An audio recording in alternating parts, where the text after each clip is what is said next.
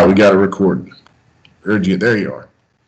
What's going on, y'all? Matt Stevens here with Scott Barrett of Pro Football Focus. He is a senior analyst, and I met, or at least I ran into Scott. I think it was about 2 years ago. How long have you been going full time? Because that's that I found. It's about 2 years now. Okay, yeah. So about 2 years ago, I was following a bunch of fantasy football accounts, and Scott was one of them. Or maybe someone else retweeted him or something, but I noticed that he had gone full time with his job, and I read his story, and I thought it was real cool. And not only that, but during football season with my fantasy football leagues, I'll have Scott's notifications turned on, and he's helped me win a few games. So I appreciate that, Scott. No, my pleasure. No, but he's good at what he does. And the thing is, I think beforehand it took him a long time to work up to where he is now. But now, I mean, Scott, you work from home, right? I mean, you just kind of do your own schedule. Like, how does it work? Yeah, I kind of live the life. I just have to hit deadlines. So I typically wake up whenever I feel like waking up, and then work from home in my boxers watching ESPN. So it's pretty great. So, like, what is the travel situation like? Are you allowed to just like be remote completely? Yeah, so I'm super remote. My lease ends in May, and I've just been debating where to move to. Yeah, I have it narrowed down between Boston, Texas, and Puerto Rico, and everyone's like, "Well, those are all like 3 completely different places." I'm like, "Yeah, it's kind of the point. I just take advantage of working remotely while I can." That is awesome. So, yeah, Puerto Rico. Where are you now? I'm in New Jersey, northern New Jersey, like 25 minutes from the city.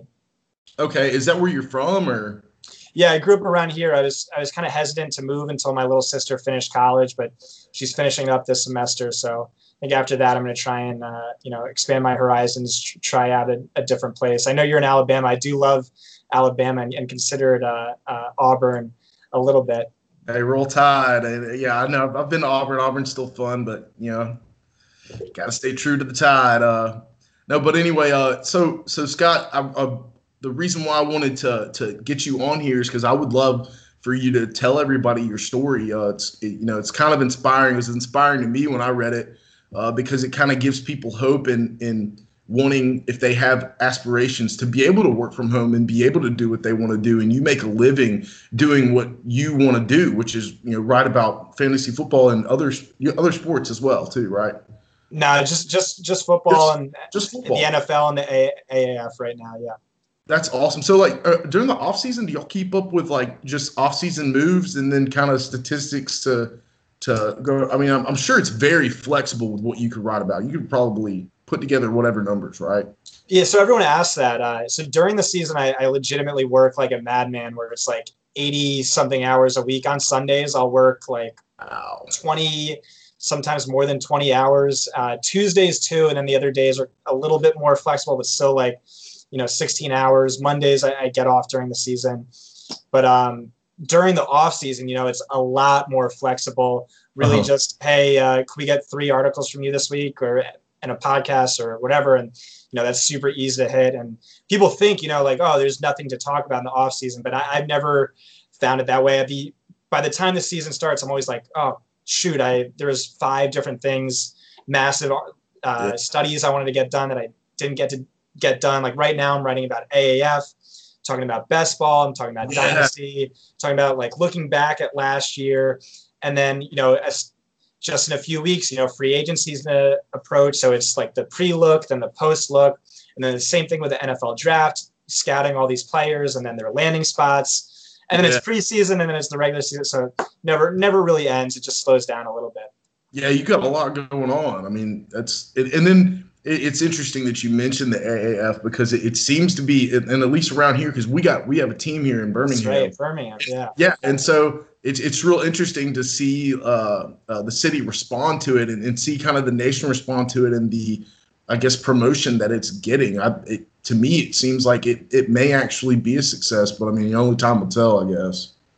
Yeah, I mean, right now it's exceeding my expectations, especially from a DFS perspective. There's a huge demand for it that I didn't think was going to be there unless Oh, DraftKings and FanDuel picked it up. they did? No, they didn't, and it's still just like people are hungry for this content. Wow. So next year that may just be another aspect they add on to the league. That could help grow. Absolutely. Nice. So, all right. So I guess, Scott, let's start. I guess when you were in college, a lot of times we go to college and then we pick out kind of what direction we want to go in and whatnot, and a lot of people wind up changing directions throughout their lives, and or at least maybe even in college and whatnot. But what happened to you while you were in college, and why did you choose to take the path that you took? So I'll start in high school just for a second. I remember being in it's like lunch period, so I ran to the library to access the computers. Set my fantasy waivers, ad drops, lineup for fantasy baseball at the time. That's what I was really passionate about. And I would read a lot of Matthew Berry, a lot of Brad Evans, Scott Pianowski, Andy Behrens, the Yahoo guys, and I just remember reading a Brad Evans article where he talked kind of about his job and how, like amazing it is. And I was just like, like that would be so cool to do that job. Yeah. I love fantasy so much. I'm like, I can't believe there's actually a job for it. Yeah. But yeah, I kind of just a fleeting thought where I didn't really see that as too realistic. I went to Rutgers University in New Jersey. I double majored in philosophy and political science.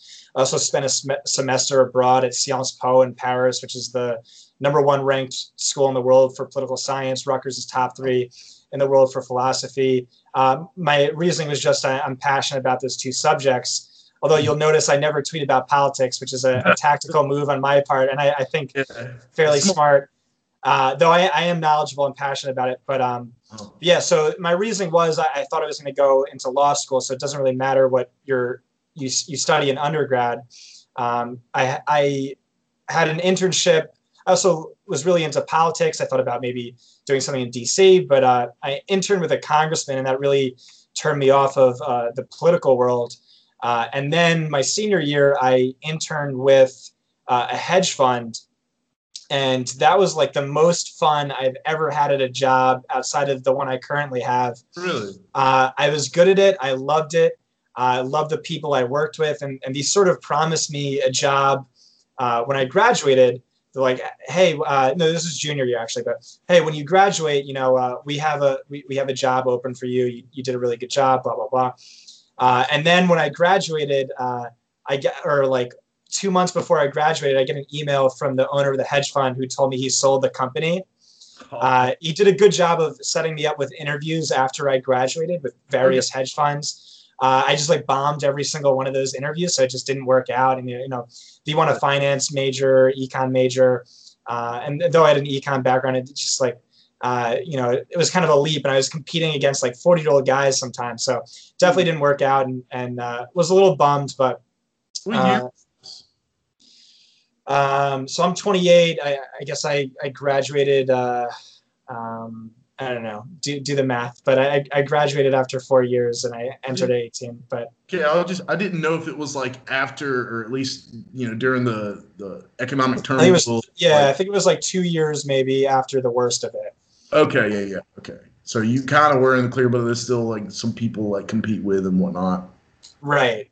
So so after, I think that's right. So I was like, all right, well, I'll go work at a law firm and then study for the LSATs, and then I'll go to law school. But then I worked at a law firm, and I just like really became disillusioned by it. They were sort of like blatantly corrupt. It was a personal injury firm. I also just like wasn't really good at it, and I butted heads with the my employers, and it just so I just like it didn't work out. So I kind of just bounced around for a while. I was bartending and waiting tables, which is really easy, quick money. Yeah. And then I worked. I just took like the first like good paying job I can get, office life, like in a cubicle, and I was doing that, and it was like really miserable. Didn't like it, and I started listening to these fantasy podcasts. Of course, Matthew Berry, but the football one that got me was Sigmund Bloom's, like on the couch with football guys. And I just fell in love with it. I spent all day, every day, just listening to every single podcast. Yeah. And again, I was just like, what a cool job this guy has.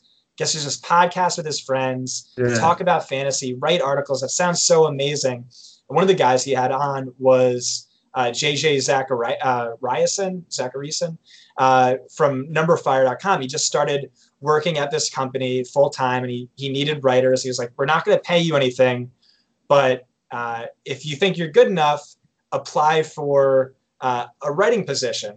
So you reached out to them? So I reached out to him. I sent him an email. I did like 2 blog posts. One was on who is the greatest offensive shortstop of all time. And I said it was Archie Vaughn or Derek Jeter, if you exclude the steroid guys. And then the other one was why R.A. Dickey's going to win the Cy Young. And like half seriously, but he won the Cy Young that year. So like that was my first ever fantasy article. And it like was a massive, like, no one read it. Like I posted on Reddit, like 5 people actually read it on WordPress, but that was my first ever fantasy article. And so I reached out to JJ, and he was like, we're accepting baseball and football. He liked the articles. He took me on. And so for free, for the first year, I wrote my first ever article was on Masahiro Tanaka, why I thought he was going to be a success, weighting him versus the other Japanese pitchers who have come out. Yeah. And it took like 8 edits. Like, I don't know if you know anything about JJ, but he's churned out some of the greatest fantasy minds like around today. So Graham Barfield was part of that. He has 2 full-time guys, Chris Raybon, and there's a bunch more, but he's well known as a ruthless editor. And we sat together with that first article for like hours and hours and hours. I eventually quit that job. I just couldn't take it. I'm like I was making more money bartending, and I had more fun, and I got to sleep in and all that stuff. So I quit to bartend. My reasoning was like, all right, well, I'll focus on this. I'll make some side income, and hopefully maybe one day turning into a full-time job. The problem was I just like wasn't really good at it. I would submit these articles to JJ. He would edit them, and he would be ruthless. And he's like, listen, this is not good. And he was so right. He was just like, the writing quality wasn't there. My statistical evidence wasn't really there. It was just like, a superficial analysis. So would you say that he was somewhat of like a mentor to you then? Well, he taught me how to write, which is like the most important thing. Yeah, he held me to a higher standard than I was holding myself to. Good. And he showed me, the errors of my way, and I totally, learned from it, and it definitely made me a better writer. But I was also insanely discouraged because, every time I have this great idea, great article, I submit it, and then I just get trashed, and I just like feel so down on myself, and I'm like not making any money from it. And then, so while I was still bartending, I either from like the dirty silverware or like the crappy gym I was going to that was like $10 a month, I got MRSA. I was in the hospital for a week, and I like legitimately almost died. What is that? MRSA. So it's like antibiotic resistant staph infection. Oh shit. So I had like a 105 fever for like multiple days. I was in the hospital, like really bad. Doctors were like, sure, it went to my heart, but it ended up not. And so I was out of work because I had to get sort of like IV antibiotics for it was something like 90 days. Wow. And in that time, I kind of just, like really put everything I into like writing these articles, and like finally like started getting them approved at least. So like at least now I'm being published. It took like 2 years, but I got like, let's say 5 to 7 articles published. But like this event, it sort of had a profound impact on me. It's like, I felt like I was like wasting my potential, just bartending. Like I had all these dreams of like, oh, I'm going to bartend, and then, I'm going to do stand up. I'm going to take improv classes. I'm going to write a book, or like all these like huge ideas. But I was just, partying, drinking with my friends. So what helped me was I had all this downtime. So like I really buckled down and started writing these articles. I also tried stand-up. I was like, okay, tried all these other things, just trying to figure out like what is my calling? What am I good at? Yeah. What can I turn into a career that's also a passion for me? You're putting yourself out there, yeah. Right, which is what I should have been doing the whole time, but right, yeah. And it was scary, man. It was like standing up on stage to do stand up, scary, but yeah. So really glad I did it, and then I at a certain point, I still wasn't good at doing fantasy articles, but like I think the challenge of it just kind of like sparked a flame in me that much more, where it's like, all right, this is something that's not coming easy to me, but I'm sticking with it and I love it and I'm going to be good at this. And I just like put my foot down and eventually I took like another high paying sort of cubicle job. And I was like, listen, I had all this free time and I wasted it. So now I'm going to have to find out a way to do both. Yeah. And it was, I think my first or second month at this job I took is just working 8 to 5 every single day. Didn't like it, but like trying my hardest there. And then in my downtime, writing these articles and trying my hardest at that. And it was in those first 2 months, I wrote this article. I switched from baseball to football. Like almost all my articles were baseball. I love baseball. The problem with baseball is, the stats are so advanced and like it's so hard to stand out because everyone is brilliant statistically with baseball. But I saw in football, I thought, people aren't as statistically advanced. There's a hunger for that. There's a niche there that people aren't exploiting. And there's just more page views. Like more people want to absorb football content. So I made the switch to football, and after many tries and rejections, and I wrote this article on Frank Gore on why I thought he was a fantasy value. Oh yeah. And I'd been on Twitter for years with like 50 followers, right? Yeah. And I tweeted this article out and it blew up. Like my editor JJ was like, he like reached out to me. He was so excited when he read it. I think someone else edited it this time. And he was like, you get it. You finally get it. And like, that's how I felt when I wrote it. It was like a big breakthrough for me. Yeah. Like I finally figured out the formula where like I would write these articles and let's say they'd be really good, but they'd be 2,500 words on LeGarrette Blount. Like, why are you going to read 2,500 words on LeGarrette Blount? So either I'm trying too hard and it's just still like too hard to read for the reader, or, the effort and passion was always there, but it just like mathematically like couldn't get the formula down. And with that article I did, I know like Sigmund Bloom retweeted it and like a bunch of other people like retweeted. And I was like, okay, I finally get it. And then from there, it was just like a slow grind. Like people, I had a phone call with someone recently who asked me like, hey, your Twitter is great. How can I make my Twitter better? I only have 2,000 followers. How do you're someone who, turn themselves into a brand overnight. Like that's what they say, because in 1 year I went from 1,000 followers to 30,000 followers. So that's but you don't see, there were years of like grinding Twitter and no one paying attention to me. So let's say, so I kept writing for Number Fire, and then I got an offer from PFF to write for a little bit more than free. And I made the jump just because they have more of a name brand appeal. Yeah. So I ended up writing for them part-time for 2 years. The first year, I just grinded away doing everything they asked me to do. I did a wide receiver versus cornerback column that I loved and another DFS column that I loved. And it's funny. So we're talking about like the journey of how this became a full-time job, but there was also a journey in terms of like how I was as a writer. At this time, I still wasn't great statistically. I was kind of like a Matthew Berry wannabe, where my introductions were like very flowery and self-absorbed and like funny and like whatever. You trying to like copy him, kind of maybe? Super trying to emulate him. But the thing is, like, no one really cares about you unless you're Matthew Berry. Yeah. But so I was just trying to be funny and trying to have the reader relate to me.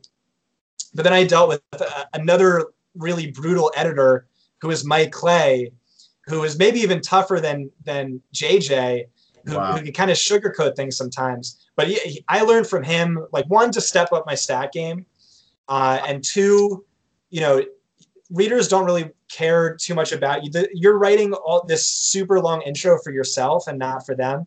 Yeah. So I completely stopped that approach and shortened the intro, focused on the analysis, and also just emulated Mike Clay, how he does his statistical analysis.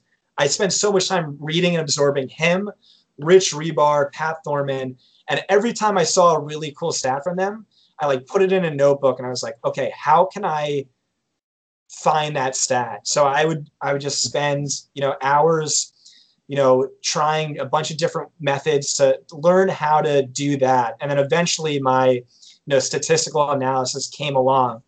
Yeah. But still grinding away on Twitter, no one really reading my articles, but the few who did like them. Yeah. And then, so the next year,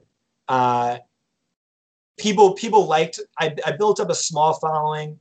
I had 1,000 followers. People liked my articles, but I was still nowhere close to any sort of serious recognition.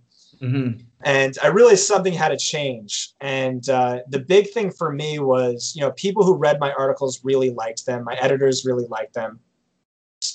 Definitely made a marked jump from when I was, getting articles rejected from JJ, when I was getting them torn apart from Mike Clay. Now, no one has any comments to this is good, you get it. So content's good, but my Twitter, no one was really reading me on Twitter or interacting with me. And I made sort of a conscious decision to just completely go all out on Twitter because I saw how important having a following was. And really the biggest change was such a small one. Every time I tweeted out an article, I would also take the top 4 stats from that article. From that point, my content really hasn't changed. Maybe it hasn't even improved, let's say. But the biggest difference for me was I would just tweet out those best stats, and people love those and retweeted them. They're just in the article. You could read it, but it's so much more difficult for an average person because to read an article than a tweet. Yeah, and the thing is, with Twitter, you only have so much to work for, so brevity is valuable on Twitter, and people want something quick. Even when I write threads, the engagement goes down. Right. And so you basically found kind of what is it? Not necessarily a niche, but what it took to kind of get that engagement. I thought I didn't have a content problem. I had a marketing problem, and I sought to solve that by just, constantly tweeting and making a conscious effort to tweet my best stats, my best information, put that out there, get engagement. And so I'll just tell more about my personal story. Then I'll go more into, I guess, my Twitter strategy. But so I had this girlfriend who I dated on and off from when I was 18 to 24 or 25. And she kind of didn't like that I was spending all this time writing. And I was, at this point when I was working at this job, I didn't 8 to 5. I was there's only one way out at this point, and it's turning this into a full-time job. And I know I'm far away from it, but I'm going to do everything in my power to turn this into a full-time job. And I was monomaniacal about it. I had one clear vision that was so pot committed into turning this into a dream. I don't care what falls apart around me. I'm turning this into a full-time job.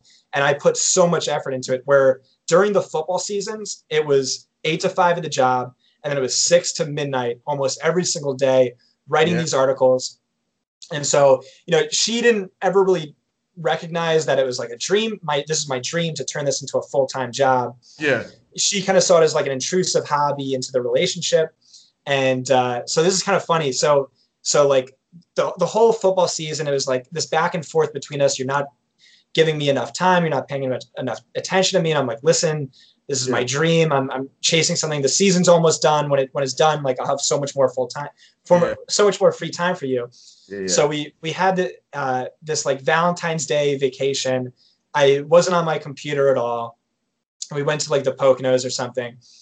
And then after that, like, I'm like, okay, good. So like I gave her time. Now I can like sneak in a little more back to this. And so, it's February when everyone thinks football's over. And so we were hanging out together and I'm just like tweeting incessantly. I like pull up tape on a rookie to like grind rookie tape. Yeah. And she like freaked out. And then we ended up breaking up. Uh-huh.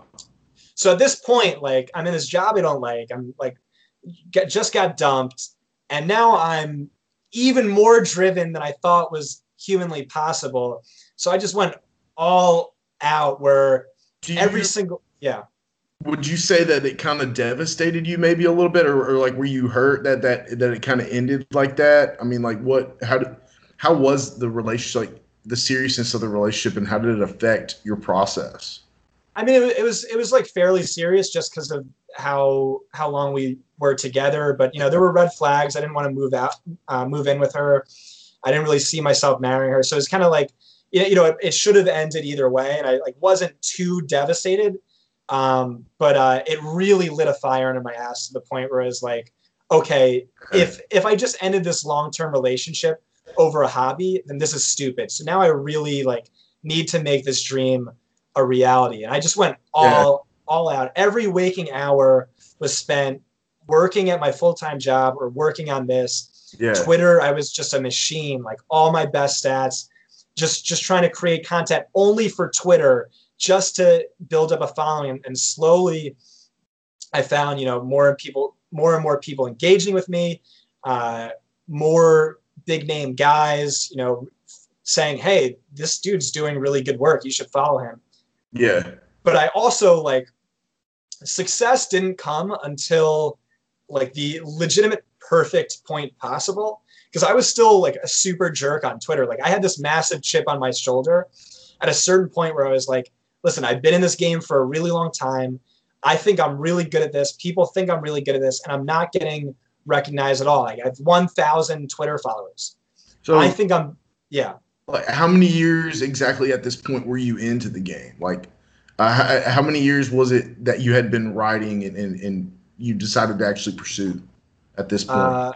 Let me find out when Masahiro Tanaka joined the Yankees, and that's the exact sort of date when I started. So 2014. So it's been like 5 years writing fantasy.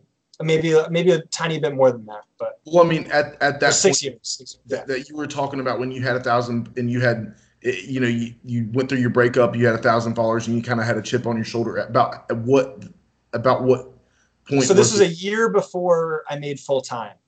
And so you had been writing for what, 2 years at this point? I want to say 1 year at PFF, and then maybe 1 or 2 years at Number Fire, if the math's correct on that. So it's about 3 years at this point. All right, let's go. All right, yeah, that makes sense. Okay. So just grinding. So just grinding like a lunatic. But there was also this massive chip on my shoulder because now is the point where I had confidence in myself. Where I didn't have that in the beginning. Now I have complete confidence. I know I'm good enough to be full time, but like I'm not even close to being in consideration for full time. And I was like going at people on Twitter. So like big name guys who like I really respect, admire, have always respected, admired. If they tweeted something out that I disagreed with, I would be vicious. I would be ruthless. I would cut them down, and I would have this like, here's all the statistical evidence why you're wrong. And it's like it was just like an insecure place it was coming from. Like give me attention because I think I deserve it, or but like I was just a jerk, and it rubbed people the wrong way, and it was just not the way to go about it. It was also sort of around this time I started my own podcast. I don't know if you ever heard of it, but the Power Hour podcast. I think I have, because I know my brother listens to a few as well. He may listen to that. I'll have to ask. It's still around. I'm just no longer really a part of it, but I met this dude on Twitter who had like 25. I think at the time I had like 300. He had like 20, And he was just engaging with me, and he was just so smart and knowledgeable. It was shocking to me. Yeah.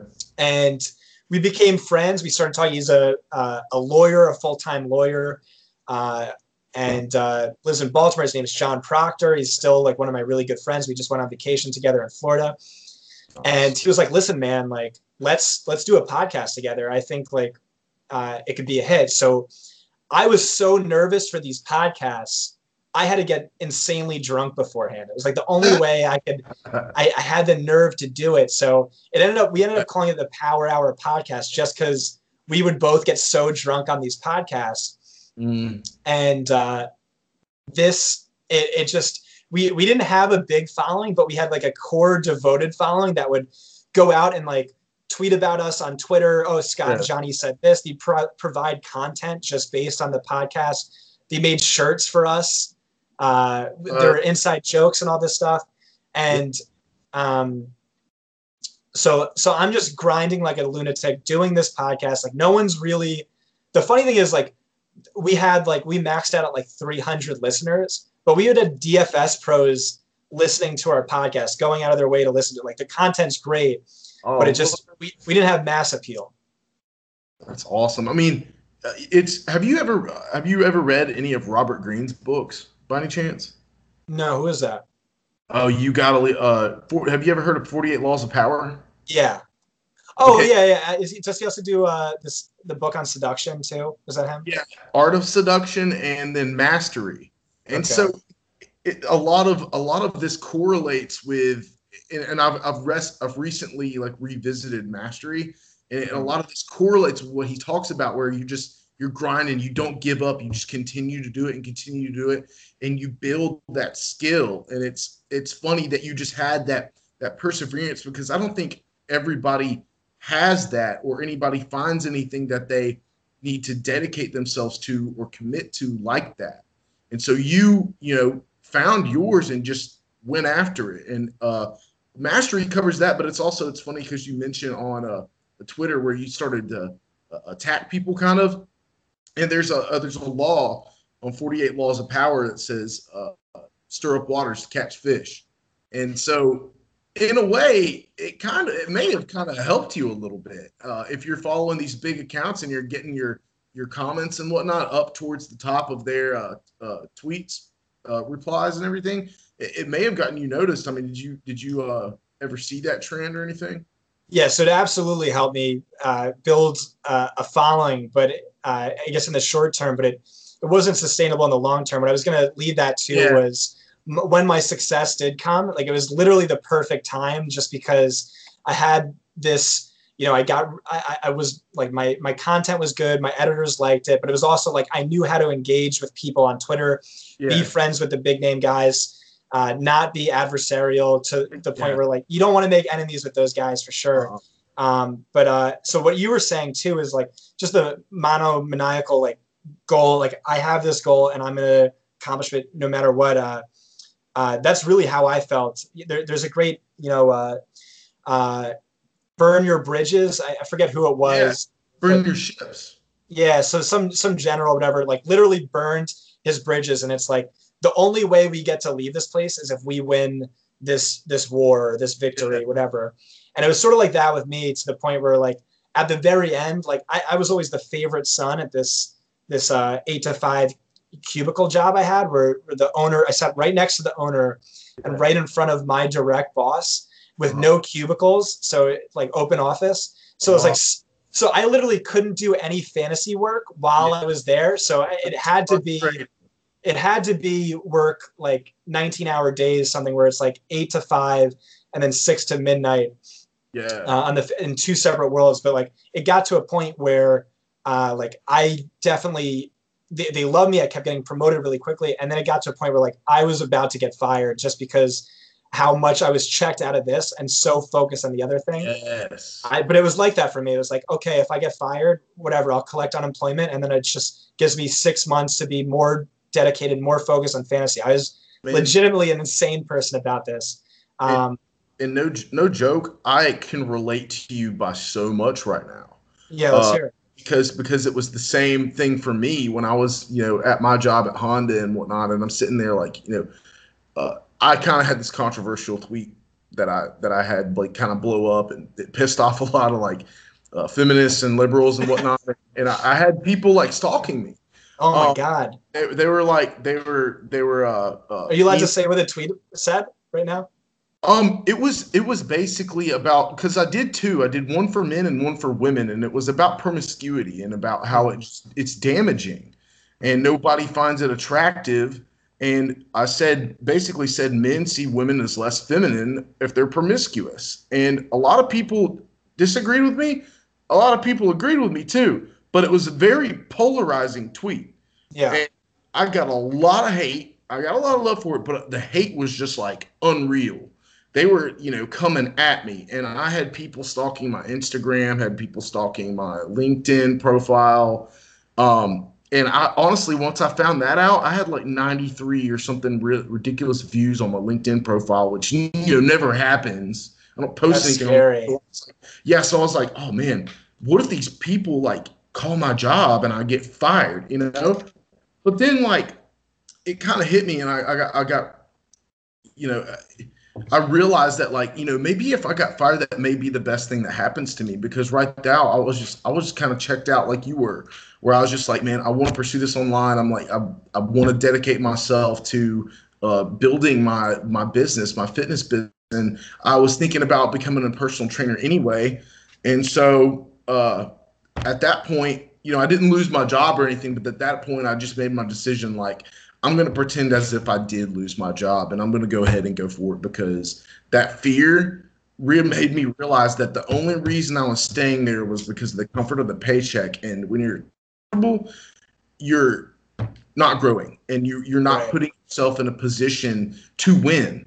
And I wanted this smooth transition, and it was like, nah, it's not going to be smooth. And I just had to come to the realization that, like, man, if I'm going to commit, I'm going to commit. Like, am I really just am I dipping my toes in the water?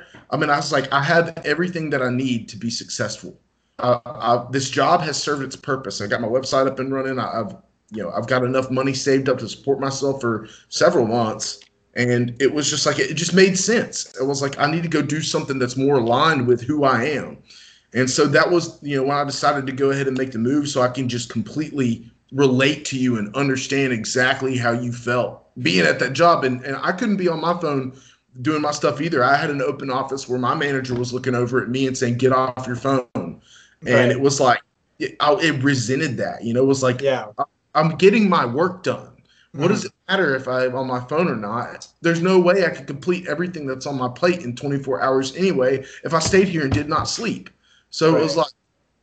it was like I'm overwhelmed with work. So it was just like, man, I completely understand what you're saying, and I completely and totally relate. And yeah, burn your ships is something that I had to come to realization too. It was like, man, I'm burning these suckers, because I read an article about that, and so that, it just blows my mind how it's kind of very similar. Right. No, yeah. So I completely agree. But it was at this point where I sort of, was getting the hint that I could do this full time for sure. Still like very resentful towards other people who were full time. Still like, not really, engaging with people the best way or whatever. Mm-hmm. Doing unprofessional things, especially on my podcast, where I was Yeah. like consistently drunk. But it was like I got a radio interview with Anita Marks on ESPN. I was getting, finally, like Matthew Berry was like, "Hey, this Scott Barrett kid is doing really great work. You should Dude, follow that's him." And awesome. then within a span of like an hour, I gained 3,000 followers. And Oh, so it's that just felt amazing.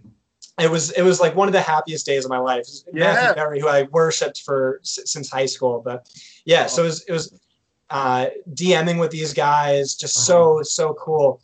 So like the upward trajectory was there, um, and I was like, okay, I'm close. I can feel it. Now it's just up to someone else to recognize it. The following was growing. It went from, in just the span of a year, it went from 1,000 to like, I think it was like 25,000, 30,000, crazy. And so just growing, and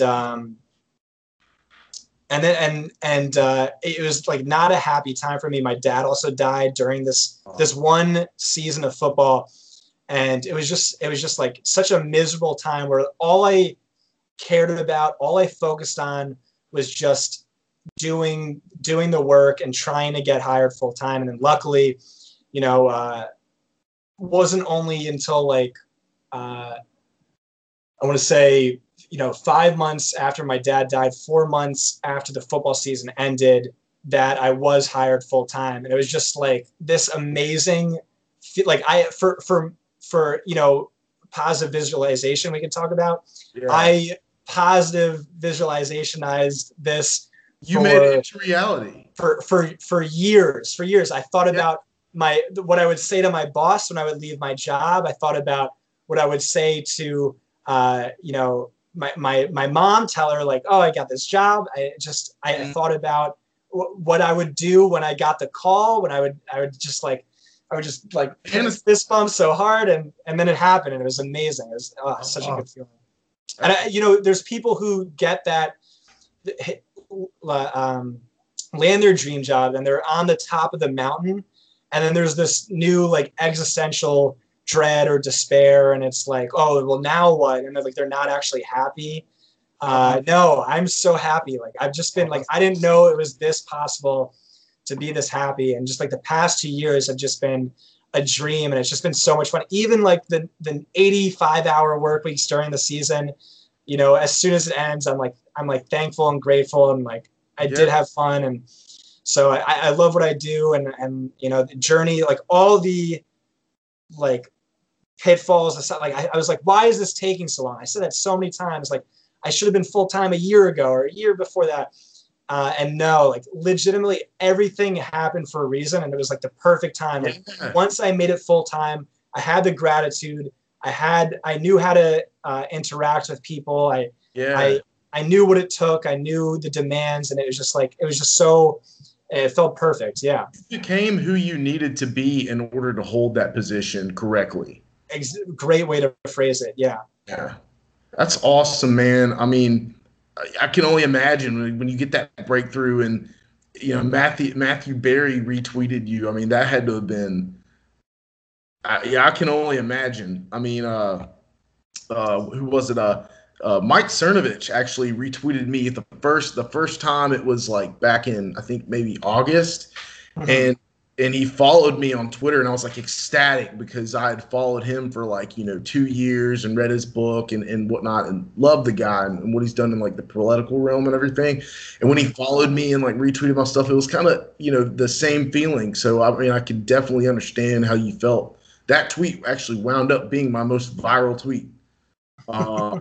But man, so I think the reason why you aren't like, experiencing any type of despair or anything is because like you went through the struggle that you needed to go through, and you put in the work. You invested yourself into it. So when you got it, it was like already yours. You knew it was going to be yours, and it was like you weren't going to stop anything that you were going to do. I guess you're just, from that point, you're probably just continuing to get better, right? Yeah, exactly. If I got it maybe a year before, I probably wouldn't have appreciated it as much. I don't think I would have been ready. I literally think it came at the perfect time. And like, that was a time when like, I really felt like my boss was like so close to firing me. Yeah. And I was just so miserable. It's like, whatever, grieving my dad and some other stuff. And then like, it came, and I'm just like, yes, okay, amazing. Like, but yeah, so since then it's just been, work on the craft of trying to be better. But there's also the plus side of, when you turn your hobby into a full-time job, that frees up more free time for you elsewhere. So I do like other stuff. Like I'm big into fiction writing and reading about, we talked about, Tony Robbins before the podcast, reading about guys like that, or psychology or philosophy. So yeah, it's been a lot of fun. It's been great. That's awesome, man. So it's like basically, I mean, it seems like, the perfect story is because, it's a lot of times when you do start, and you started off this way, you got to do things for free. you got to put things into the market that have value and just give things to people. And I still find myself giving things to people and try to give as much value as I can away, because that is what establishes you as it establishes your value. It lets people know that, hey, he knows what he's talking about, and he's an expert, so to say. Yeah. Um, So the first 2 years I wrote completely for free, and I way got the better end of that deal. JJ Zacharyson taught me how to write yeah, fantasy articles. And then yeah, for the next whatever years until full time, I was basically getting paid nothing by PFF, and it was still so worth it. I was growing my brand. People saw PFF and they're like, oh, okay, this guy's like legitimate because he works with PFF. And the whole time, never debated I never even fought for anything higher than it was. I just said, hey, listen, when a full-time job opens up, I want that. I don't care what you pay me now. That's not why I'm doing this. yeah. And then even my podcast, it was we couldn't really monetize it because of my contract with PFF. You're not allowed to do at the time. You're not allowed to make money through sort of anything else, or whatever. And then my partner, actually, the Power Hour podcast, turned this into like a highly profitable website with a Slack channel, and the podcast is still going on. And everything like that. That's fine. Like I was willing to make those sacrifices just because for the payout, and thankfully it came. That's awesome. Yeah, because I mean, PFF is legit. I mean, like my friends send me PFF articles, it's like the top of the line. So it's like you landed right at the top. I mean, I've gotten other job offers. I love PFF with all my heart. I think it's the future of football. I think it's an amazing, well-run company. Yeah. The stats. I mean, like you can't tear me away from the stats. I love them so much. But yeah. So I like where I am. I'm given a lot of freedom to just write what I want, write what I'm passionate about, write what I think is cool, and They have trust in you. yeah, and so that's great. I like it. And like I said, working from home in my boxers, it's great. That's awesome, man. So, and it's funny that you also mentioned who was the guy that you wrote for 2 years for free, and JJ Zacharyson. He's on Twitter at Late Round QB. Okay. So he was, I guess, essentially your mentor, and a lot of like. It's funny. I revert back to the Mastery by Robert Greene because this lines up with exactly what he talks about in the book, where you find your mentor, and he helps you develop your skills, and you give him value for free, which is essentially what you did. And so in return, they help you build your skill. And I guess now you're at the point now where you're kind of mastering your skill and crafting more of your skill. And what would you say now would make you different from other analysts, and how do you see yourself kind of breaking away from everyone else? So I meant to expand on this before. In the early stages, like I remember I was trying to be like Matthew Berry, and I had these really funny, long introductions. Yeah. And then at a certain point, and I realized the statistical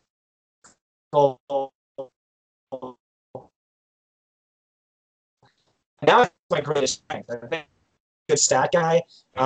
Also, I said time statistical research, philosophy is a bunch of courses. It's not just to be good at statistics. There's a lot of guys great at statistics.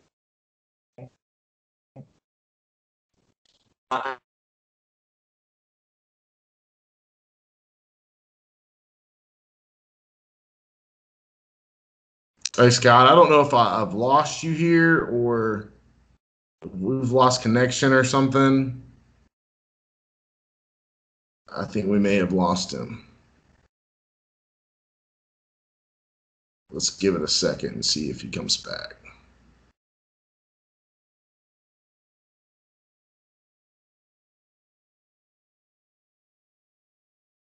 Well, oh, he's back. Sorry, where'd you lose me? I don't know exactly. Okay, we got a message up here. Okay, now it's gone. All So right. So I know what I was saying. you said Uh, you wanted to mention something earlier, and then you went on, and it kind of messed up on you. yeah, sure. So what I was going to say was, I started off being. I thought my greatest skill was as a writer, making funny introductions, things like that. But now I actually think it was what was my weakest point was the statistical analysis. I think I'm really good at that now. Yeah, And more so than that, like there's so many guys who are really good at gathering stats or, showing the correlations or building projection systems. I think I'm really good at, um, you know, taking the stats and then making a logically cohesive argument from that. yeah, Philosophy major, I took a bunch of logic courses, so maybe that helped with that. And also, like, I'm just like a dummy with a lot of the math stuff. I've never been a great math. Like I said, that was one of my weakest points. But mm, because I guess, was such a dummy with that, I can, express it articulately to a layman just because, I'm coming from that layman's perspective. yeah, yeah. But it's funny that you mentioned that because also in Mastery, which I keep reverting back to, I got to it read talks this book, about man. yeah, you gotta read it. No, but it talks about how if you have different passions, you can use your creativity to combine them, and I guess in essence, that's what you've done. Yeah, I mean, I think so. That and like early on when I was writing those crazy introductions, I would always like link value investing to best ball strategy or different things like that. So I would always try my hardest to take my knowledge in one field and translate it into this one. And I think that's what you should be doing. Absolutely. Well, man, Scott, I guess we're about running out of time here, but man, that is just an awesome story, and I really appreciate you sharing it with us. I think we gain a lot of value here because I think there's a lot of people out there that want to do their own thing and they want to have their own thing going on the side and then be able to have it grant them the freedom that you have. Um, which in the freedom you can basically, you said you're so remote, you can basically go wherever, and you're thinking about going to Puerto Rico now. That's just crazy, like where you were about what 3 years ago to where you are now, and how much it's happened, and how much that hard work that you did put into it paid off. And people need to realize that that is what it takes. Often it takes giving it your all, and it takes perseverance basically, and grit, and just dedicating to it, and really loving it. It's a passion of yours, and you could tell that. Or maybe it's just more than a passion. Maybe it's something that you love, and you've taken care of it, and now it's taking care of you. Yeah, I mean, I don't think I know for a fact I'm like not even one of the smartest people in this industry, or even among like so many, like more amateur people who just do like one article for fun a week. Definitely think it was just effort and drive and doing everything I can to make this a reality. But yeah, man, thanks so much for letting me tell my story. I feel like I was, sort of rambling it all over the place. But this is actually the first time I told it. I had a interview request before to tell it on a podcast, but this is actually the first time I've done it. Oh well, man, I appreciate it. I'm honored that you came and did it with me first. Well, I did it selfishly. So now when I ask you for fitness advice, you're gonna feel guilted into responding. Oh yeah, maybe so. Maybe I'll throw you a bone or something. But man, no, I really appreciate it. Y'all can follow Scott on Twitter at what DB or At Scott Barrett DFB. That's 2 R's, 2 T's, DFB. okay, and you're prominently on Twitter. Are you Yeah, on? don't. My Instagram stinks. Only follow me on Twitter. Okay, I was gonna say because that's where I messaged him, but no, his Twitter, he has what? I think I just saw it the other day. It was 40 something thousand followers. It's gone up. Yeah, I think like 41,000. Yeah, so y'all follow Scott. He's especially if you're into fantasy football, because he's helped me win a few. So again, Scott, appreciate it, man, and maybe we can have you on again soon if we ever get into actually some fantasy football statistics or something. That sounds great. I'll end with just one thing, if you don't mind. I have a friend who's I know is going to watch this. I just want to say hi to Jaslyn. Okay. Hey, Jaslyn. And probably my mom. My mom just scours YouTube and watches videos of me. You always got to do your mom. Man. That's right. What's up, Mom? Hey to my mom, too. But all right, man. All right, we'll talk to you soon. Appreciate y'all for tuning in. Email me, follow me on Twitter, follow me on Instagram, and we'll talk to y'all soon.